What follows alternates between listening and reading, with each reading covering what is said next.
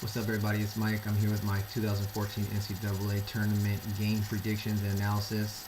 Got a couple questions via social media and text messaging, so thanks to those who participated and asked questions. First question is, who's the best number one seed? To me, it's the Florida Gators, and it's the Florida Gators by a lot. They've been playing really well, and they have been for a long time. They're number 11 in defensive efficiency. They make it really hard for teams to run their offense in that scheme. They make easy passes tough with their length and athleticism. But the best thing that going for them is that they have their key personnel are upperclassmen. Scotty Wilbekin and the likes of that senior class, they're really playing well. And whenever you need a bucket, whenever you need a stop or a big play in the tournament, you really look to your upperclassmen to make plays. And I see them as being capable guys in this tournament and making plays for the Florida Gators. So I see them advancing far. Next question is, what's the biggest first round upset? To me, it's the 12-5 upset. That's inevitable, and it's the winner of the play-in game of round one, number 3, the NC State Wolfpack, upsetting the St. Louis Billikens. St. Louis has kind of lost their stride. They've lost 4 of the last 5. They've lost their defensive swagger over the last couple games. I've watched them stumble down the stretch, and they just don't seem to have that kind of grit that they had showing in the early part of the season when they were ranked really high in the country. But I don't think it's as much as what St. Louis doesn't do, as much as it's what NC State can do, and that's the ACC Player of the Year, TJ Warren.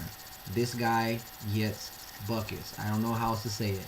He's averaging 30 points a game over his last 5, 10 free throw attempts a game, so he's being really aggressive, scoring from all points, all places on the floor. So whenever you need a bucket, you just throw him the ball, and he just seems to make it happen. So I see this as being a kind of a Kemba Walker type deal where one guy can really take a tournament by surprise and at least win a couple games. And it'd be a shame if one of the 5 best players doesn't come, but I see TJ Warren having a really great showing, so I look for the NC State Wolfpack to advance in the first round.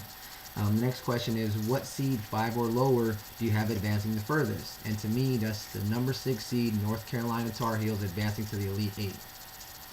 For them, they're a top 10 rebounding club. Roy Williams always has them really disciplined on the glass, and that really bodes well for teams this time of year. Something they got going for them is James Michael McAdoo is really their enforcer. I think he's the X factor in how far they go. During that 12-game win streak, it seemed like he was on the floor at all times, but the last couple games they've lost, he's gotten in foul trouble, and it really changes the dynamic of how well they control the glass and not giving up second chance points. So to me, the X factor is James Michael McAdoo staying eligible, not being in foul trouble, and if they're able to do that, for him to play 28 plus minutes, I see the North Carolina Tar Heels advancing far. They got Marcus Page. He's been playing better the bigger the lights are. The last game against Duke that they played, he had a really big game. The last couple games in the conference tournament, he's had really big games. They go as he goes, but it seems like when the light's brighter on this guy, that he plays better. So I see Marcus Page, James Michael McAdoo, and the rest of the Tar Heels having a good showing and making an Elite 8 appearance for the ACC. The next question is, what conference do I think has the best chance to be represented with multiple teams in the Final Four? To me, call it bias, but it's the Big Ten, and it's the Big Ten by a long shot. You have 3 teams that can make a Final Four run. You have the Wisconsin Badgers, the Michigan Wolverines, and the Michigan State Spartans. Wisconsin and Michigan, they're both, tops in the country and not turning the ball over, not committing fouls. Add that to the fact that they make free throws at a high level, and they create mismatches everywhere on the court. Michigan can spread you out, 4 out, 1 in. They got 7 guys on the squad that can just bomb it from three-point land. They have the best trio of wing players combined in the country. The Big Ten Player of the Year, Nick Stauskas. The most improved Player of the Year, Karis LeVert. And Glenn Robinson III, one of the most athletic people in the country. And for Wisconsin, they have a huge mismatch with Frank Kaminsky, their center. He can stretch it out and knock down a 3. Most teams that they're going to play in the tournament aren't going to be used to guys that could really kill you from the three-point line from the center position, but Wisconsin makes that a really tough matchup for people, so he's going to shift the defense, and it's going to be really tough for teams to adapt. So it's going to be hard for them to really reenact that in practice because most teams don't have that guy that can knock it down. So it's hard to emulate. So I see them playing well. And every analyst picked Michigan State Spartans. What's not to say about these guys? They're playing good at the right time of year. They finally got healthy. They got Tom Izzo on their side. He's been to, it feels like, a million Final Fours in his tenure. Not one player that's ever been 4 years has not made a Final Four for them, so that bodes well for them. And this is the 4th year, so watch out.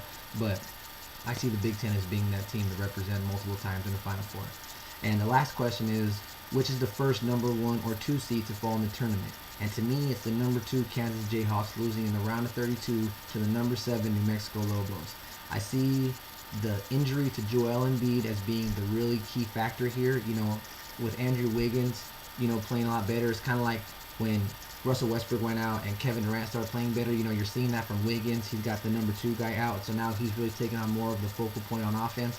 But the reason they're going to lose this game is going to be second chance points and on the glass. Joel Embiid was their enforcer down in the paint, their best rebounder, their best shot blocker. They need him to set the tone for that squad, and without him, the two bigs of Kurt and Bairstow are really going to go after him. Kurt's a really good rebounder. He's a really great shot blocker, really gritty guy, really, likes to, bump people off the spots, and, he really does his thing. And also, the player that nobody knows about, is probably the best player no one knows about, is Bairstow.